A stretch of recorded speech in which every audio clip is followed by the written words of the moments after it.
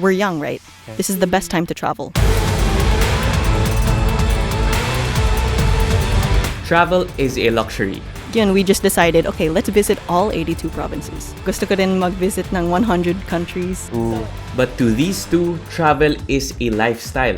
What is the biggest business that you guys have that allowed you to go to all these places? They started a channel to help people travel on a budget, created some of the most cinematic travel videos across the Philippines and the world. We were in a near-death experience. Our boat, the outrigger, started breaking. But not a lot of people know their secret to traveling non-stop. If you want to travel more, watch this video. So jumping into the world of travel and content creation can be a little bit lonely because I operate solo. That's why I really wanted to learn from other people who are doing something similar. And luckily, one day I came across these two girls who create high quality information packed videos that help people travel more. They've been to New Zealand, Dubai, the Maldives, and even explored 8 provinces in the Philippines in under 10 days.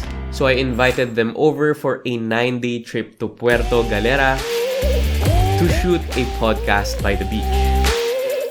So I'll show you guys the journey and 3 main ingredients for the travel lifestyle that we all want. But first, let's pick them up.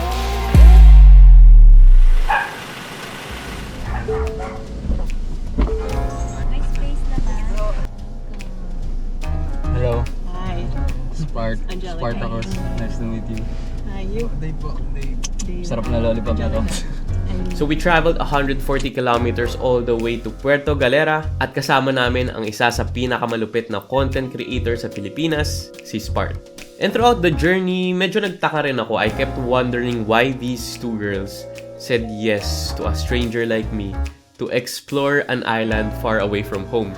Why did I join this trip? Yeah. What if I took all your money? And I found out why. Throughout the journey, I noticed that we had the same goal, to pick on everyone else's brain, especially Spart's. Facebook country itong Philippines, but hindi mo i-share yung content mo sa Facebook. Ganun. Tapos nung trinay ko, ayun, and monetizable.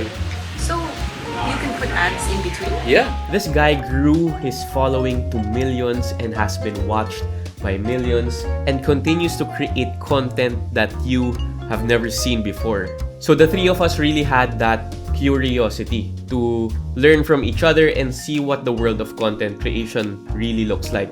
So we saw the crazy life of a YouTuber, and to demonstrate all that craziness, Spart slept in an abandoned resort. For the content, of course.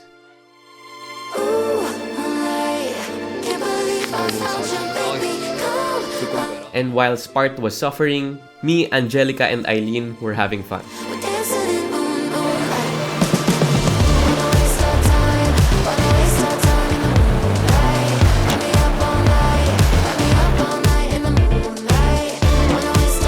So we really enjoyed exploring the islands, snorkeling in the beautiful coral reefs of Puerto Galera. And then I realized that one component to these two travelers is really their curiosity and hunger for adventure. Why do you choose to go out there and explore different places? It's been a dream to travel talaga. We just couldn't wait to try traveling once we started earning our money. You know, why not go out there and see the world like a little bit, little by little, and what we do, it allowed us to do something like that. Like, we're not tied to one place. We can go anywhere we want. We can work anywhere we want and anytime we want. I just love seeing new places. Little by little, we started checking off provinces off the list. Like, we didn't intentionally want to, check it all off. But eventually, we just kept visiting new provinces until, we almost started visiting all provinces. The world is a book. If you don't travel, you only read one page. Yeah. Yun din yung reason ko ba't ako nagta-travel. Kung nagstay ka lang sa bahay mo, sa Manila ka lang ever since, live and die there. Parang sayang naman yung only life na binigay sa'yo. So I think a key component to their lifestyle is to really have that internal drive to see more of the world. We're young, right? This is the best time to travel.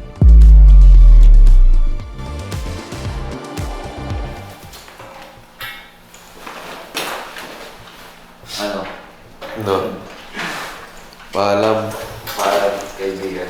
So after Spart left, I got the chance to have a more focused conversation with Angelica and Eileen. And where else is the best place to record a podcast than in this place?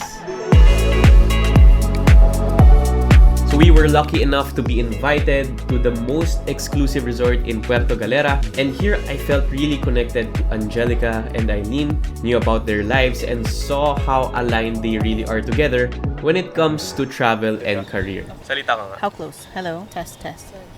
Test mic, test. Hello? Ano yung biggest travel hack na na-discover nyo na sobrang laki yung savings na nakuha nyo because of it? For me kasi, the thing that makes or breaks a trip is the flight. Like, yan talaga yung, sometimes it's the most expensive part of the trip. If you can save on flight, like sabihin natin, you're able to book a piso sale, then everything else can follow. Let's be honest, travel is really not cheap. No matter how many travel hacks you use and how much you budget your trip, the barrier to travel is really money. Money and time. I saw the video na you guys have a lot of income streams. What is the biggest parang business that you guys have that allowed you to go to all these places? We started an online business, e-commerce specifically, where we have one product, multiple variants, and then we ship worldwide. So we're able to ship the product to US, Canada, Australia. That was the one that allowed us to afford everything.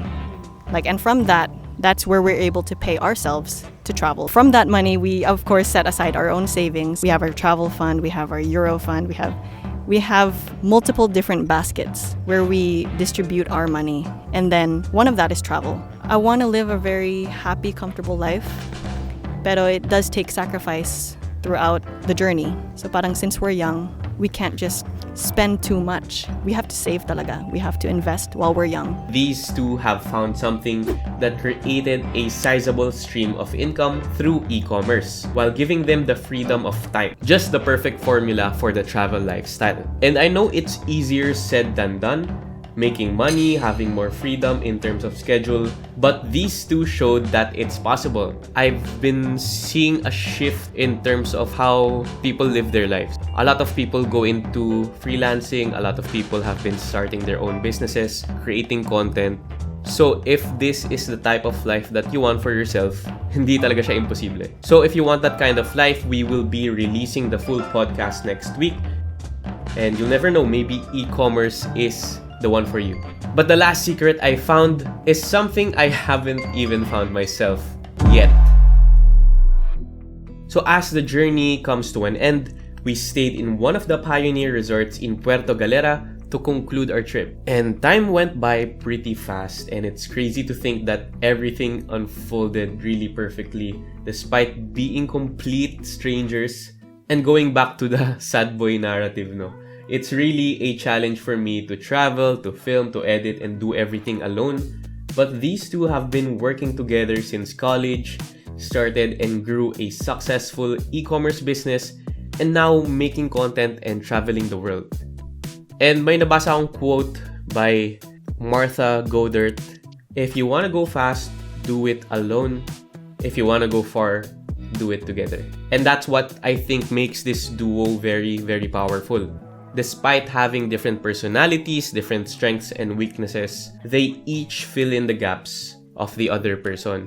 And I've been traveling solo for quite some time, and I realized that traveling really becomes extra special when you experience it with other people. And ako personally, I'm an introvert and I really enjoyed solo traveling. But recently, I've been craving more connection with people. So mas na-appreciate ko na rin ngayon yung traveling with friends, traveling with family. And when I'm out there alone, I really try my best to connect with other people. Because I think kahit na napakaganda ng lugar, ang ganda ng mga tanawin, iba pa rin pag na-experience mo yung mga bagay na yun with someone beside you.